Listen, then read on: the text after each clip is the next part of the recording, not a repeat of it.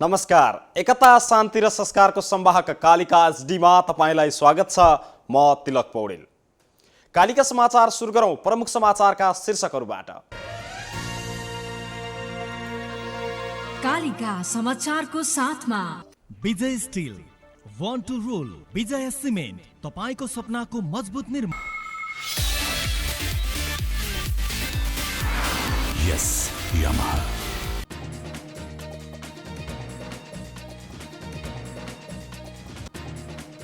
नेपालमा थप 1 जनाको कोरोना संक्रमणबाट मृत्यु भएसँगै मृतकको संख्या 44 जना पुग्यो। कुल संक्रमितको संख्या 18,300 नाग्यो। प्रधानमन्त्री ओलीकै पहलमा पार्टी दर्ताका लागि निर्वाचन आयोगमा निवेदन परेको प्रचण्डको आरोप। ओलीकै कारणले पार्टी संकटमा रहेको प्रश्नोक्ति। हालसम्म कोरोना प्रवेश नगरेको दावी गर्ने उत्तर कोरियामा पनि मास्कको अनिवार्य, मास्क नलगाए 3 महिना कैद बस्नै पर्ने। र इन्डियन प्रिमियर लिग आइपिएल को आगामी 19 सेप्टेम्बरदेखि युएईमा हुने पक्का।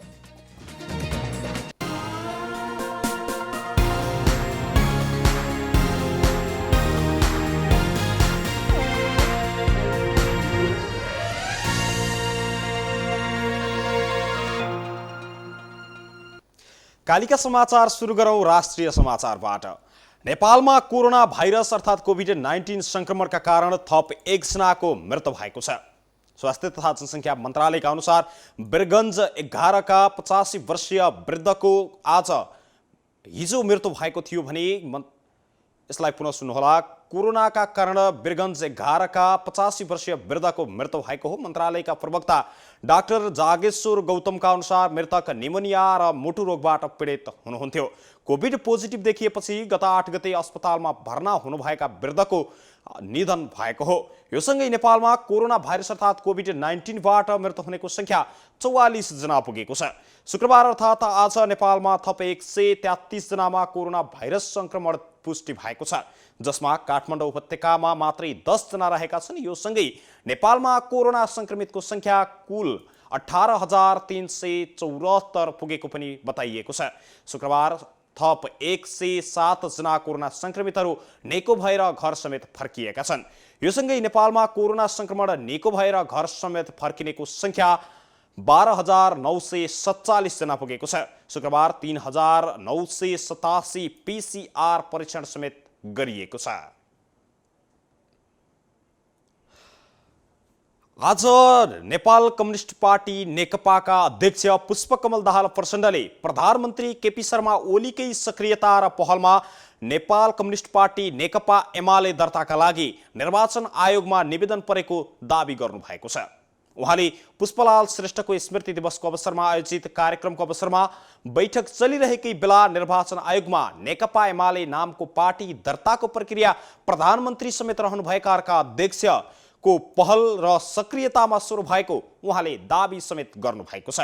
पार्टीको बैठकमा चलिरहेका बेला आयोगमा दल दर्ताको प्रक्रिया सुरु हुनु र देशैभरि जिन्दाबाद र मुर्दाबादको नारा समेत लाग्नुले पार्टी संकटमा पर्ने समेत उहाँले बताउनु भएको छ। अध्यक्ष दाहालले नेपालको अध्यावधिक नक्सा जारी भएको अवसरमा कुनै एक व्यक्तिलाई मात्रै जस दिनु न्यायसङ्गत नभएको पनि बताउनु भएको छ। नेकपा पार्टीले निर्णय गरेरै दबाब दिएको कारण पनि प्रधानमन्त्री ओलीले बल्ल सहमत भएको उल्लेख गर्दै उहाँले मङ्सिरमा पार्टीको स्थायी समिति र मागका केन्द्रीय समितिबाट नक्सा जारी गर्नुपर्ने निर्णय समेत गरे पनि सरकारले नक्सा जारी गर्ने होइन, भूमि फिर्ता गर्ने ठूलो कुरा हो भनेर भनेको समेत स्मरण गर्नुभएको छ।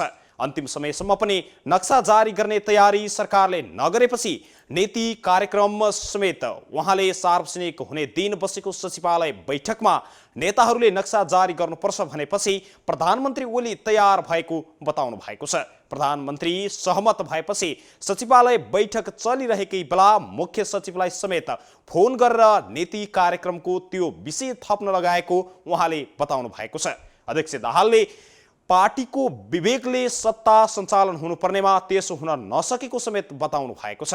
सत्ताले पार्टीभित्र हैकम जमाउने अवस्था आएमा कम्युनिस्ट पार्टीको मान्यता विपरीत हुन आउने उहाँले बताउनु भएको छ। कम्युनिस्ट पार्टीमा सामूहिक नेतृत्व र व्यक्तिगत जिम्मेवारी लिएर हिँड्नुपर्नेमा उहाँले जोड समेत दिनुभएको छ।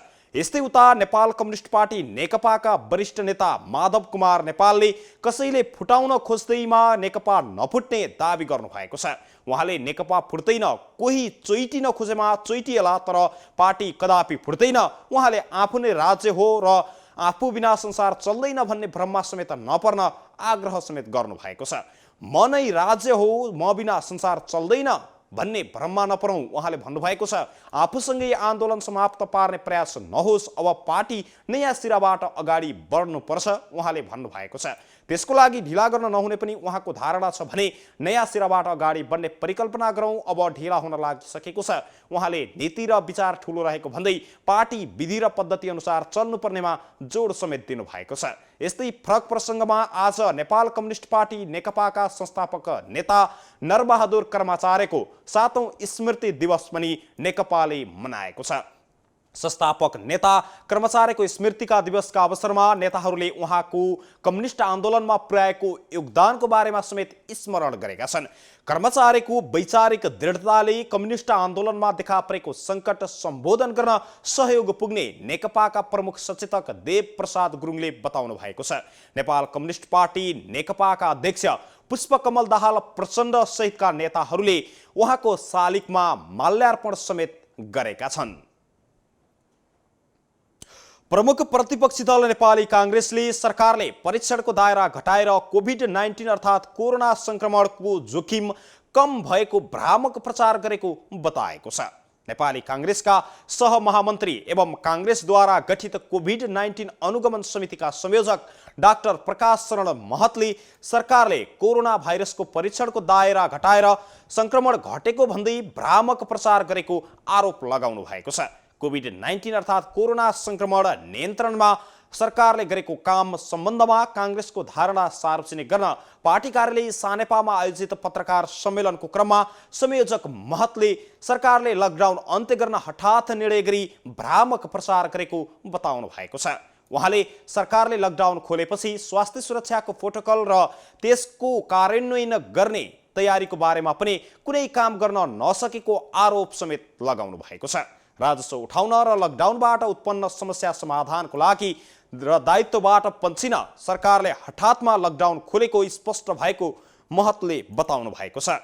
महतले आर्थिक सामाजिक जीवन सहज बनाउन सबैले चाहेको, तर त्यसका लागि सरकारले पूर्व तयारी गर्नुपर्नेमा हतारमा निर्णय गरेकाले जोखिम बढेको पनि बताउनु भएको छ। लकडाउनबाट प्रभावित उद्योग व्यवसाय क्षेत्रको समस्या समाधानमा नीतिगत घोषणा गरेको पनि कार्यान्वयनमा चासो नदेखाएको उहाँले बताउनु भएको छ। लकडाउन खोल्ने निर्णय गरेपछि नागरिकलाई संक्रमणको खतरातर्फ सचेत गर्न पनि आवश्यक सचेतना अभियान चलाउनेतर्फ सरकार गम्भीर नभएको उहाँले आरोप लगाउनु भएको छ। बालबालिकाका समस्या बुझ्न र उनीहरूको अधिकार सुनिश्चित गर्न बालबालिकासँग सिधा छलफल गर्न विज्ञहरूले सांसदहरूलाई सुझाव दिएका छन्। प्रतिनिधि सभाको अन्तर्गतको महिला तथा सामाजिक समितिको आज बसेको बैठकमा विज्ञहरूले बालबालिकाका समस्या बुझ्न र उनीहरूको अधिकार सुनिश्चित गर्न बालबालिकासँग छलफल गर्न सुझाव दिएका हुन्।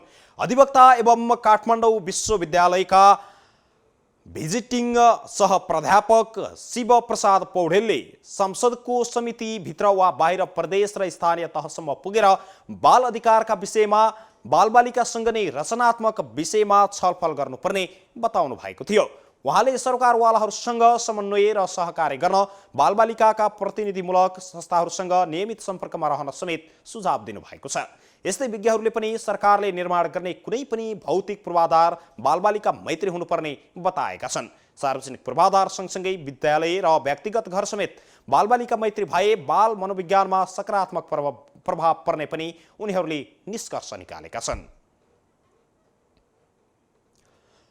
माडीको कुसुम खोलामा सुकुम्बासीहरूको घर चलाएको र भत्काएको बारेमा छानबिन गर्न वन मन्त्रालयको टोली चितवन आउने भएको छ।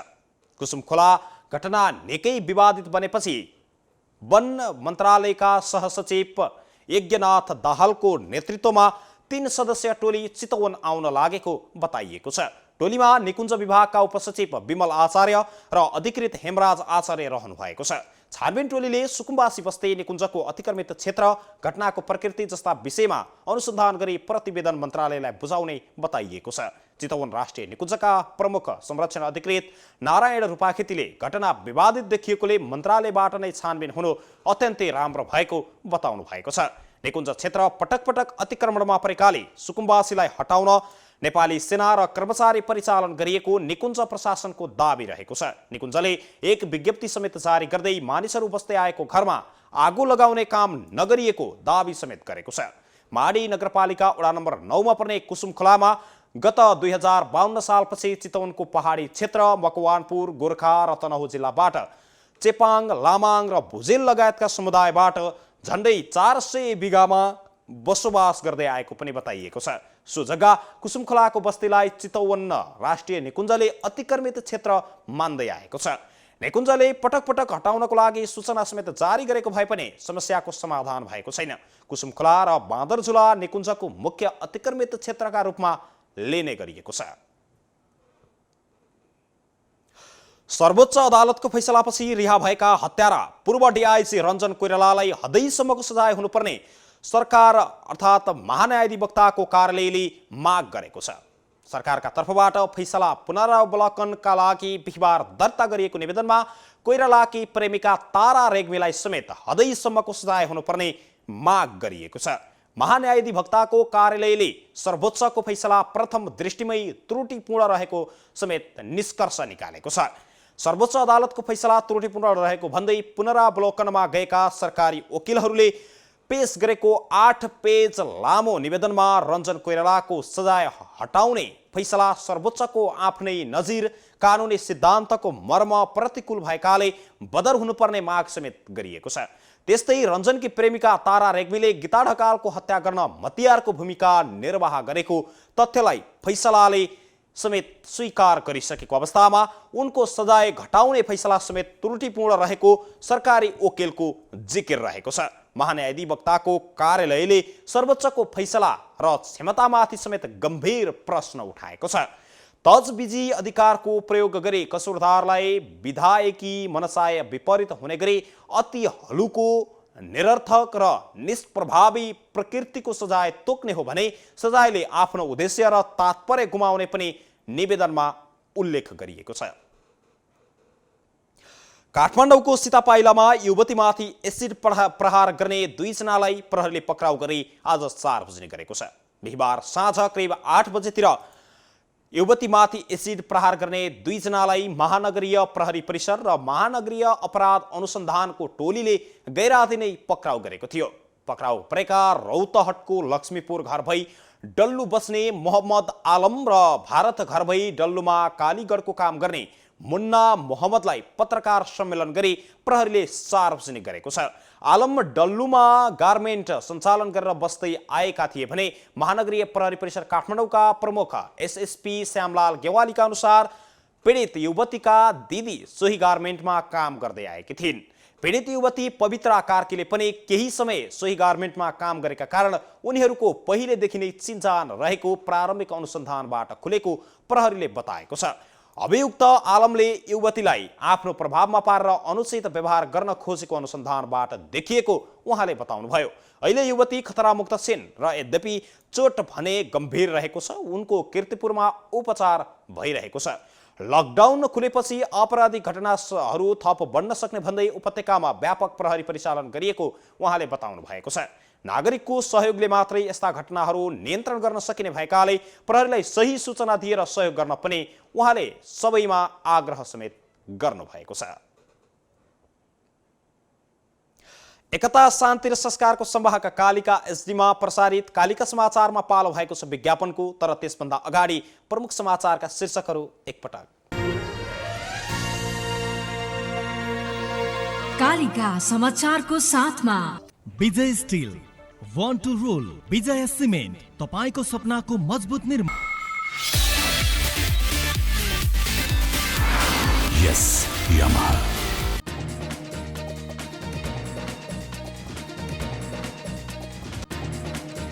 नेपालमा थप 1 जनाको कोरोना संक्रमणबाट मृत्यु भएसँगै मृतकको संख्या 44 जना पुग्यो। कुल संक्रमितको संख्या 18,300 नाग्यो। प्रधानमन्त्री ओलीकै पहलमा नेकपा एमाले पार्टी दर्ताका लागि निर्वाचन आयोगमा निवेदन परेको प्रचण्डको आरोप। ओलीकै कारणले पार्टी संकटमा रहेको प्रश्नोक्ति। हालसम्म कोरोना प्रवेश नगरेको दावी गर्ने उत्तर कोरियामा पनि मास्कको अनिवार्य। मास्क नलगाए 3 महिना श्रम कैद बस्नुपर्ने। र इन्डियन प्रिमियर लिग आइपिएल आगामी 19 सेप्टेम्बरदेखि युएईमा हुने पक्का।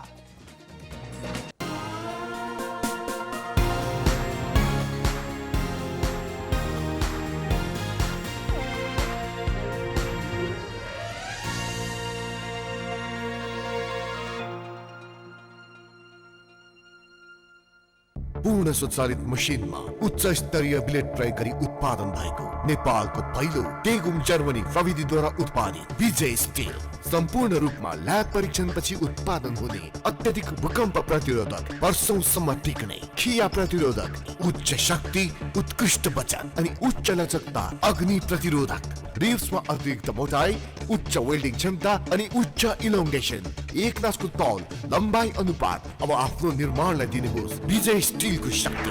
विजय steel FE 500, FE 500D। Vijay steel, born to rule.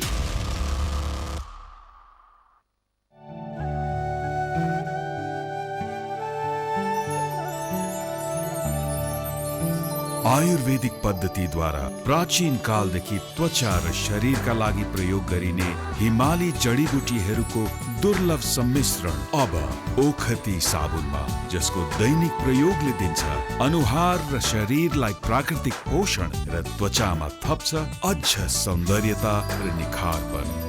जडीबुटीको शक्ति, साबुन ओखती।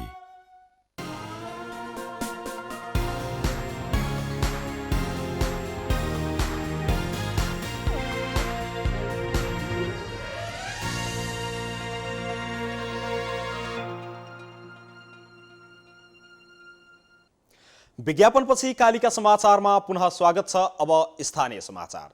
निरन्तर परिरहेको अविरल वर्षाका कारण अवरुद्ध भएको नारायणगढ मुगलिन सडक खण्ड एकतर्फी सञ्चालनमा आएको छ।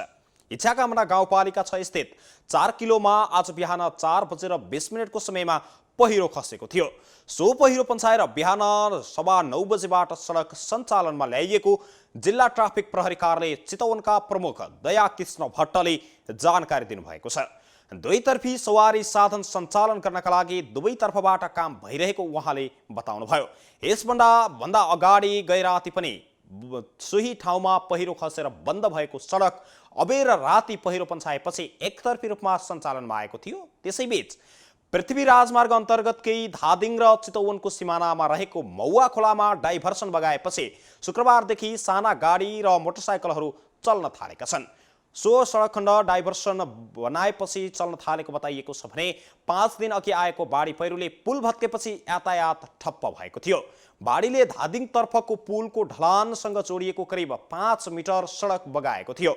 पुलको विकल्पमा तत्कालका लागि ग्याबिन र ढुङ्गा माटो भरेर साना सवारीहरू सञ्चालन र मोटरसाइकल तथा अत्यावश्यकका सवारीहरू पास गराइएको धादिङका एसपी रविन्द्र रेग्मीले जानकारी दिनुभएको छ। आज ठुला गाडीहरू पनि एकतर्फी रूपमा भए पनि सञ्चालन हुने गरी सडक मर्मतको कार्य जारी राखिएको बताइएको छ। बाढीले पुल भत्काएपछि काठमाडौँतर्फ जाने गाडीहरू मुगलिनमै रोकिएका थिए भने काठमाडौँबाट आएका गाडीहरू पनि धादिङतर्फ नै बिचैमा रोकिएका थिए। कालिका समाचारमा अब अर्थ समाचार।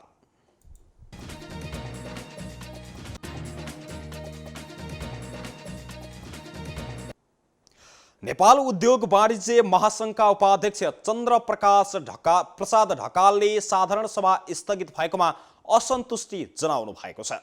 शुक्रबार अर्थात् आज काठमाडौँमा एक कार्यक्रम आयोजना गरी वरिष्ठ उपाध्यक्षका प्रत्याशी समेत रहनुभएका ढकालले कार्य समितिको बैठकको अधिकार मेचेर पदाधिकारीको आकस्मिक बैठकबाट निर्वाचनलाई अनिश्चितकालका लागि धकेलेको भन्दै असन्तुष्टि जनाउनु भएको हो।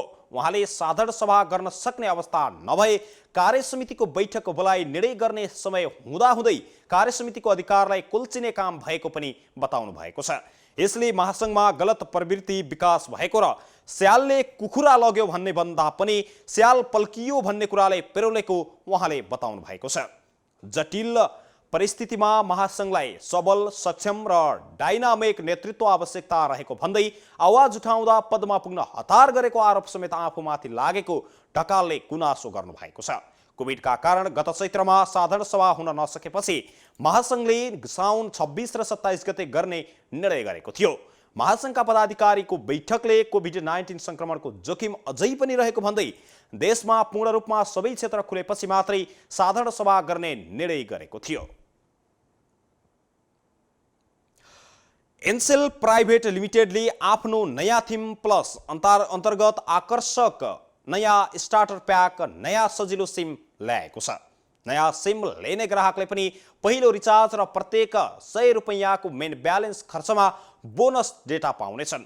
नयाँ ग्राहकहरूले कर सहित मात्र 79 रुपैयाँमा यो सिम किन्न सक्ने पनि बताइएको छ भने यो योजना अन्तर्गत ग्राहकले सिम लिँदा पहिलो रिचार्ज गर्दा र पहिलो 1 वर्षसम्म रिचार्ज गर्दा बोनस डेटा एनसेलले दिने जनाएको छ भने नयाँ सिममा ग्राहकले 20 रुपैयाँ मेन ब्यालेन्स, 200 MB डेटा र 20 MB अन्य नेट टक टाइम पाउनेछन् भने यसरी सिमसँगै बन्डल भएर आउने डेटा र टक टाइम 7 दिनको लागि मान्य हुनेछ। नयाँ सिम लिँदा पाइने थप बन्डल सेवा पनि तथा सुविधा नै प्रमुख विशेषता रहेका छन्। ग्राहकले सिम लिएको दिनको भोलिपल्ट मध्यरातसम्मका लागि 100 वा सोभन्दा बढीको पहिलो रिचार्ज गर्दा 500 MB data, 250 MB all time all network र 250 MB 4D डेटा बोनस स्वरूप पाउने पनि बताइएको छ। सो डेटाको समयावधि 5 दिनको रहेको छ र यसका साथै ग्राहकले प्रत्येक रु 100 मा मेन ब्यालेन्स खर्च गर्दा पहिलो 1 वर्षसम्म 200 MB data, 100 MB all time all network र 100 MB 4G डेटा समेत बोनस पाउने बताइएको छ। उदाहरणका लागि यदि यो सिम लिने ग्राहकले भोइस डेटा वा SMS सेवामा 100 रुपैयाँ खर्च गरेमा उनीहरूले बोनस डेटा 200 MB पाउनेछन्। यसरी प्राप्त हुने बोनस डेटा 3 दिनको लागि मात्रै मान्य हुने पनि एनसेलले बताएको छ। कालिका समाचारमा अब अन्तर्राष्ट्रिय समाचार। आफ्नो देशमा अहिलेसम्म कोरोना भाइरस प्रवेश नगरेको दाबी गर्दै आएको उत्तर कोरियाले मास्क लगाउन अनिवार्य गरेको छ। कठोर कानुन भएको उत्तर कोरियाले मास्क नलगाएमा 3 महिनासम्म श्रम कैद समेत सजाय तोकेको अन्तर्राष्ट्रिय सञ्चार माध्यमहरूले बताएका छन्। यदि कोही मास्क नलगाई सार्वजनिक ठाउँमा निस्किएमा उसलाई पक्राउ गरेर 3 महिना श्रम कैद राख्ने व्यवस्था गरेको डेली मेलले जनाएको छ। मास्क लगाएर अथवा नलगाएको हेर्नका लागि विद्यार्थीहरूको टोली खटाउने तयारी समेत थालेको पनि खबरमा उल्लेख गरिएको छ। उत्तर कोरियाले यसअघि नै समूहमा बस्न रोक लगाउँदै सीमा क्षेत्रका मानिसहरू अरूभन्दा अलग बस्नुपर्ने पनि नियम लागू गरिसकेको छ। कोरोना प्रभावित चीन र दक्षिण कोरियाको सिमानामा रहेको उत्तर कोरियाले आफूलाई कोरोना मुक्त क्षेत्र घोषणा समेत गरेको छ। तर अरू देशको सूचनामा निकै कडाई गर्ने उत्तर कोरियाले सूचना लुकाएको वा परीक्षण नै नगरेको पनि बताइरहेका छन्। विश्व स्वास्थ्य संगठनका अनुसार उत्तर कोरियामा अहिलेसम्म 922 जनाको परीक्षण गरिएकोमा कसैमा पनि संक्रमण फेला परेको छैन। विश्वका 213 देश र 202 वटा अन्तर्राष्ट्रिय पानी जहाजमा समेत फैलिएको कोरोना भाइरस कोभिड-19 को संक्रमणबाट अहिलेसम्म 1,56,66,000 भन्दा धेरैमा कोरोना संक्रमण हुँदा 6,36,700 भन्दा धेरैको ज्यान समेत गइसकेको छ। विश्व स्वास्थ्य संगठनले विश्वव्यापी महामारी घोषणा गरेको यो भाइरस विश्वका सीमित ठाउँमा मात्रै पुग्न बाँकी रहेको पनि संगठनले जानकारी दिएको छ। कालिका समाचारमा अब खेल समाचार।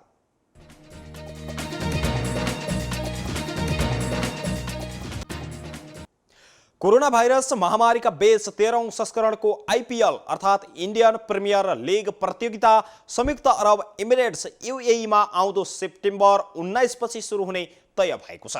आईपीएलका अध्यक्ष ब्रिजेश पटेलका अनुसार यस बारेमा जानकारी दिनुहुँदै उहाँले प्रतियोगिताको फाइनल 8 नोभेम्बरमा हुने पनि तय गरिएको बताउनु भएको छ। भारतमा कोरोना संक्रमणको दर बढ्दै जाँदा आइपिएल हुने वा नहुने बारे अन्यल बढेको थियो। यस्तै उता लिभरपुलका कप्तान जोर्डन हेन्डरसनले पनि football writers association FWA footballer of the इयरको अवार्ड जितेका छन्। लिभरपुललाई 30 वर्ष यता पहिलो पटक प्रिमियर लिगको उपाधि दिलाउन उनले नेतृत्वदायी भूमिका समेत खेलेका थिए। उनी यस अवार्ड जित्ने लिभरपुलको 12औं खेलाडी समेत परेका छन्। 2 सिजन अगाडि पछिल्लो पटक लिभरपुलका मोहम्मद सलाहले यो अवार्ड जितेका थिए। हेन्डरसनले म्यान्चेस्टर सिटीका मिडफिल्डर केभिन डे ब्रुना र आफ्नै क्लबका खेलाडीहरूलाई समेत पछि पार्दै यो अवार्ड जितेका हुन्। बुधबार राति चेल्सीलाई 5-3 गोल अन्तरले पराजित गर्दै लिभरपुलले यस सिजनको प्रिमियर लिगको ट्रफी उचालेको छ। कप्तान हेन्डरसनले आधुनिक प्रिमियर लिग सुरु भएपछि सो ट्रफी उचाल्ने लिभरपुलका पहिलो कप्तान बने। आर्सेनलका पूर्व स्ट्राइकर थिएरी हेनरीले सर्वाधिक 3 पटक यो अवार्ड जितेका छन्। एकता शान्ति र संस्कारको संवाहक कालिका एचडीमा प्रसारित कालिका समाचारको अन्तिममा प्रमुख समाचारका शीर्षकहरू पुनः एकपटक। कालिका समाचारको साथमा Vijay steel, want to rule, Vijay cement, तपाईको सपनाको मजबुत निर्माण। यस यामाहा।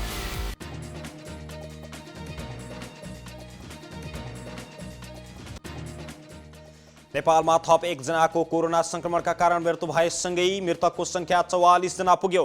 कुल संक्रमितको संख्या 18,300 नाग्यो। प्रधानमन्त्री ओलीकै पहलमा नेकपा एमाले पार्टी निर्वाचन आयोगमा निवेदन परेको प्रचण्डको आरोप। ओलीकै कारणले पार्टी संकटमा रहेको प्रश्नोक्ति। हालसम्म कोरोना प्रवेश नगरेको दावी गर्ने उत्तर कोरियामा पनि मास्कको अनिवार्य। मास्क नलगाए 3 महिना श्रम कैद बस्नुपर्ने। र इन्डियन प्रिमियर लिग आइपिएल आगामी 19 सेप्टेम्बरदेखि युएईमा हुने पक्का।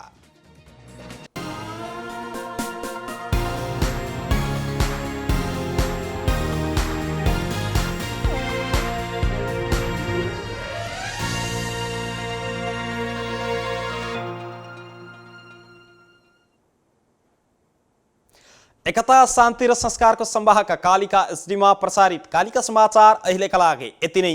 हेर्दै गर्नुहोला कालिका एचडी। म तिलक पौडेल बिदा हुन्छु। नमस्कार।